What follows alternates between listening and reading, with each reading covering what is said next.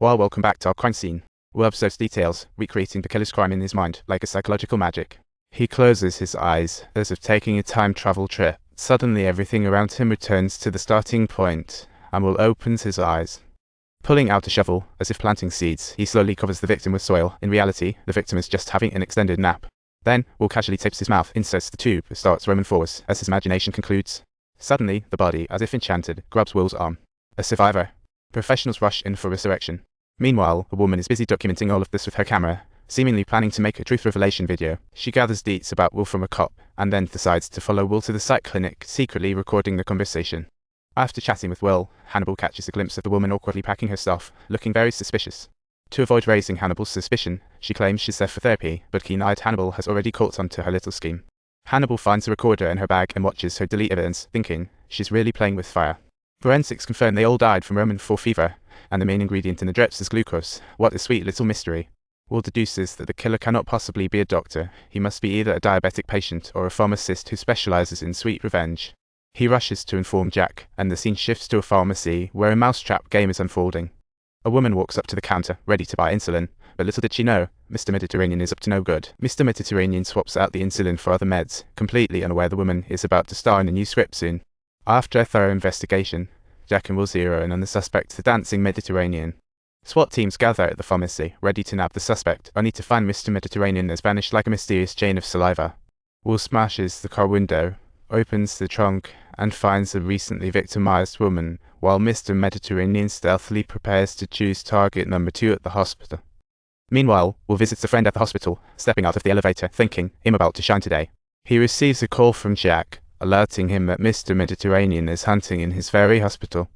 Will immediately begins searching for Mr. Mediterranean throughout the hospital, and the scene cuts to him finally locating a night stalker in the basement. Will doesn't hesitate to deliver a fatal blow, ending the Mediterranean's painful existence. What a glorious finale. Listen, just as a family is dining, tragedy strikes, turning their once happy family into a shattered home. Upon investigation, Will discovers that neither the doors nor windows, nor any signs of struggle are present. What a bizarre case. Will closes his eyes, trying hard to reconstruct the killer's crime timeline, and when he opens his eyes again, the 4 are back from the dead. Will sits in the middle of the table, starting with threats of violence before things take a turn. 3 gunshots ring out. The trio goes down dramatically, leaving only the wit and bravery of Will and that one woman. Watch as Will raises his gun, taking down the last person. Blood splatters perfectly, updating the nearby photo. Jack asks Will what he saw, and Will responds he discerned the twisted values, see a real hot topic. As the investigation deepens, Jack learns this family once had 3 kids. Last year, the youngest drifted away at a rest stop and is still missing. The coroner moved the bodies for further study and discovered that the bullet holes in the adults match below see a real time travel clue. They speculated the killer shot from a crouched position, but Will is not convinced by that view. He argues that even if the killer stood, he wouldn't be taller than the seated adults. What a little comeback.